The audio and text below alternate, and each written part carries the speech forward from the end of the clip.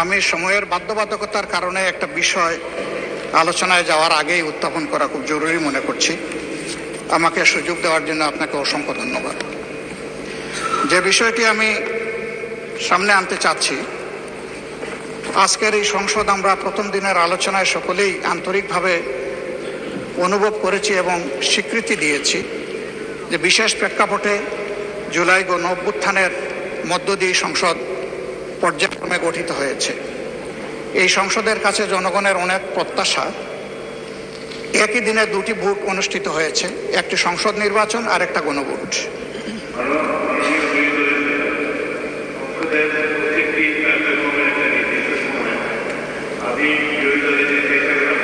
Floor দেব, তবে এখন দিনের কর্মসূচি অনুসারে যেটি আগে নির্ধারিত আছে আমরা কন্টিনিউ করি। এই ফ্লোরটা না, প্লিজ লিসেন টু মি। এই ফ্লোরটা আজকের দিনের মধ্যে যদি দেন, আমি এখন কথা বলতে চাই না।